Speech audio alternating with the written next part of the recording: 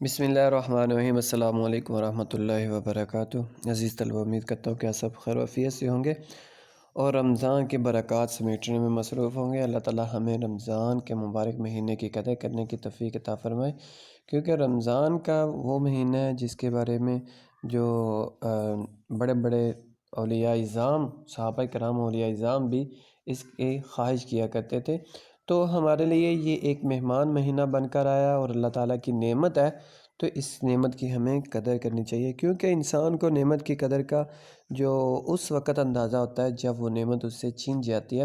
کیا پتہ کہ آئندہ جو سال ہماری زندگی میں یہ رمضان آئے یا نہ آئے، تو اسی لیے ہمیں چاہیے کہ اسی جو سال ہمیں اللہ تعالیٰ سے اپنے جو گناہوں کی بخشش کرانی چاہیے۔ نبی کریم صلی اللہ علیہ وسلم نے فرمایا کہ جو بد نصیب ہے وہ شخص، خاک آلود ہو اس شخص کی جو ناک کہ جس کی زندگی میں رمضان المبارک آیا لیکن اس نے اپنی جو گناہ نہ اللہ تعالیٰ سے معاف کروا سکا۔ تو اسی لیے ہمیں چاہیے کہ ہم زیادہ سے زیادہ توبہ استغفار کریں، اللہ تعالیٰ سے اپنے گناہوں کی بخشش مانگیں اور آئندہ نہ کرنے کا عزم کریں۔ تو آئیے ہم اپنے سبق کی طرف بڑھتے ہیں۔ ہم نے جیسا کہ شروع کیا ہوا تھا، مرزا غالب کی غزل شروع کی ہوئی تھی، تو مرزا غالب کا تعارف پڑھ لیا تھا، ان کے جو شاعرانہ عظمت پڑھ لی تھی۔ آج تھوڑا سا مزید میں آپ کے سامنے ان کی شاعرانہ عظمت رکھتا ہوں۔ غالب کی شاعرانہ عظمت کو اگر دیکھا جائے تو ان کی شاعرانہ عظمت کو ہر دور میں تسلیم کیا گیا۔ ان کی آواز دل نشین اور دل آویز ہی نہیں، خیال انگیز اور فکر انگیز بھی تھی کہ لوگوں کو جو سوچنے پر مجبور کرتی تھی۔ انہوں نے اردو غزل کو فلسفیانہ داری کا آئین دار بنایا، اور ان کا کلام ان کے ہم اثر ہی کی آواز نہیں بلکہ آنے والی صدیوں کے جو آہنگ کی بھی امین ہے، کہ جو انہوں نے صرف اپنے دور ہی کی عکاسی نہیں کی بلکہ آنے والا جو وقت ہے وہ بھی ان کی شاعری میں سمویا ہوا ہے۔ اسی لیے ان کو جو انسانی نفسیات کے جو نفسیادان کہا جاتا ہے، کیونکہ انہوں نے انسانی نفسیات کی ہر پہلو سے عکاسی کی ہے، اور جو آدم کے رویے کو خوب سمجھ کر انہوں نے اپنے شعر میں جو شعر کا موضوع بنایا۔ تو یہ مرزا غالب کا مختصر سا تعارف مزید میں نے آپ کے سامنے رکھا۔ آئیے ہم پہلے مرزا غالب کی غزل کی ادائیگی دیکھتے ہیں، اس کی صحیح طرح سے ادائیگی کرتے ہیں، کیونکہ شعر کی جب تک ادائیگی آپ ٹھیک طرح سے نہیں کر سکتے اس وقت تک اس شعر کی تشریح کرنا جو مشکل ہوتا ہے، ممکن نہیں ہوتا۔ تو لہٰذا سب سے پہلی جو چیز ہے وہ جو اشعار کی ادائیگی ہوتی ہے۔ تو آئیے ہم اپنی غزل کی طرف آتے ہیں۔ تو پیارے بچوں، مرزا غالب کی غزل صفحہ نمبر 136 پہ، اردو کی کتاب۔ دل ناداں تجھے ہوا کیا ہے، آخر اس درد کی دوا کیا ہے؟ ہم ہیں مشتاق اور وہ بیزار، یا الہی یہ ماجرا کیا ہے؟ میں بھی منہ میں زبان رکھتا ہوں، کاش پوچھو کہ مدعا کیا ہے؟ ہم کو ان سے وفا کی ہے امید، جو نہیں جانتے وفا کیا ہے۔ اب یہاں پر ایک بات جو آپ نے ذہن میں رکھنی ہے کہ یہ جب میں نے دونوں مصرے پڑھے ہیں تو یہاں پہ یہ کومہ ہے، یہاں پر میں نے ہلکا سا وقف کیا ہے، اس کو وقف خفیف کہا جاتا ہے۔ تو یہاں پر رکنا جو ہے لازمی ہوتا ہے، سانس نہیں توڑی جاتی بلکہ سانس توڑے بغیر آگے بڑھا جاتا ہے۔ دوبارہ پھر سنیے۔ ہم کو ان سے وفا کی ہے امید، جو نہیں جانتے وفا کیا ہے۔ ہاں بھلا کر تیرا بھلا ہوگا، اور درویش کی صدا کیا ہے؟ جان تم پر نثار کرتا ہوں، میں نہیں جانتا دعا کیا ہے۔ میں نے مانا کہ کچھ نہیں غالب، یہ غزل کا جو مقطع ہے، میں نے مانا کہ کچھ نہیں غالب، مفت ہاتھ آئے تو برا کیا ہے، دیوان غالب میں سے لی گئی ہے۔ اور مقطع اس آخری شعر کو کہتے ہیں جس میں شاعر نے اپنا تخلص استعمال کیا ہو۔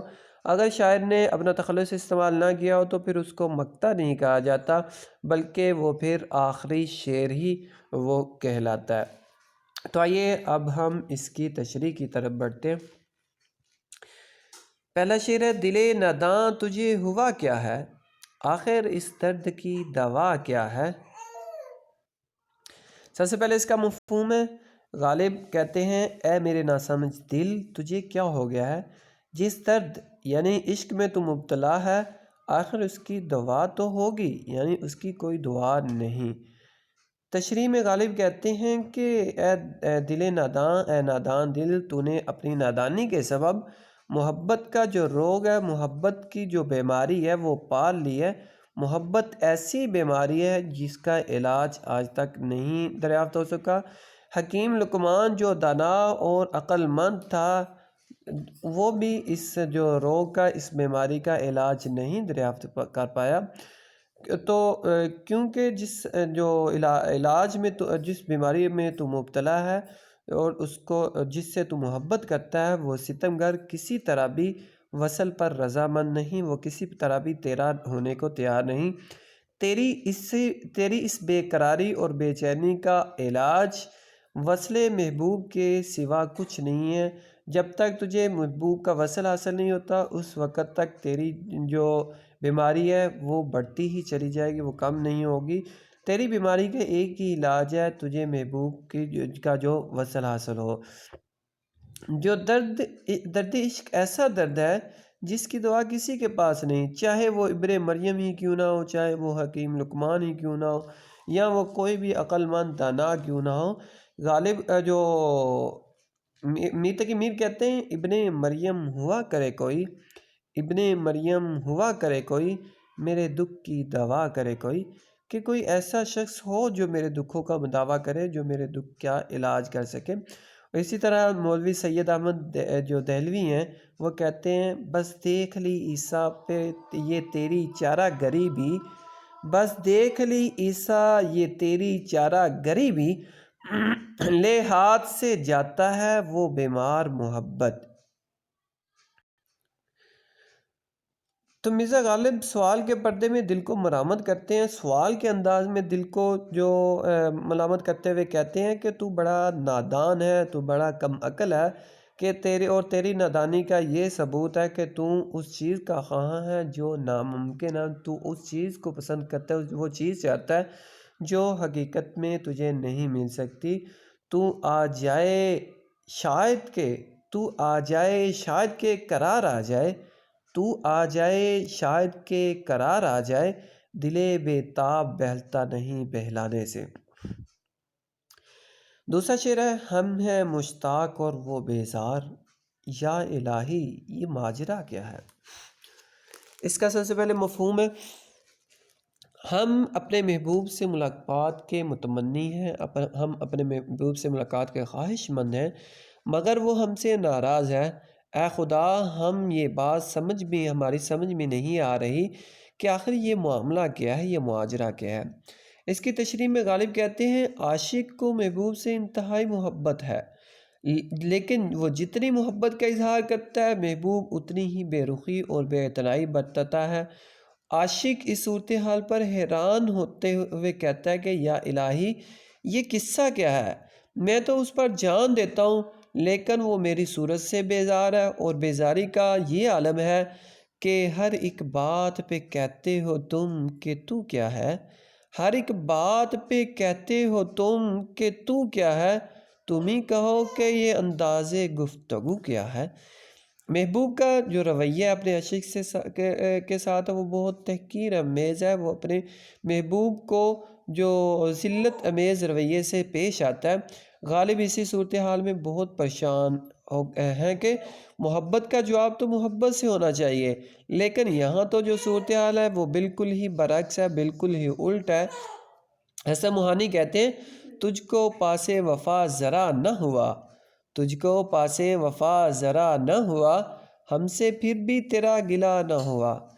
اور حالی جو اس شعر کے جو تشریح کے حوالے سے اس شعر کو تشریح کرتے ہوئے کہتے ہیں کہ گویا عاشق نے اپنے عشق کے کوچے میں قدم رکھا، اور معشوق کو عاشق میں جو ناز و نیاز کی باتیں ہوتی ہیں ان سے جو معشوق ہے وہ ناواقف ہے، جو عاشق کی جو راز و نیاز کی جو دونوں کے درمیان باتیں ہوتی ہیں وہ جانتا نہیں ہے۔ اس لیے جو باوجود اس کے کہ جو عاشق ہے وہ جو مشتاق ہونے کے باوجود چونکہ وہ محبوب کی جو راز و نیاز کی، عاشق کے راز و نیاز کی باتوں سے ناواقف ہے، اسی لیے وہ محبوب اس سے بیزار ہونے پر جو تعجب کرتا ہے کہ جو اس کا عاشق یہ سوچتا ہے کہ محبوب کیوں جو مجھ سے لا تعلق ہے۔ اس کی وجہ یہ ہے کہ جو محبوب ہوتا ہے وہ عاشق اور جو محبوب کے درمیان کا تعلق ہوتا ہے اس سے ناواقف ہے۔ تو عزیز طلبہ، یہ تھی آج کی دو اشعار کی تشریح۔ باقی ہم اگلے جو لیکچر میں انشاءاللہ کریں گے۔ اپنا بہت سارا خیال رکھیے گا۔ اللہ تعالی ہم سب کا حامی ناصر ہو، آمین۔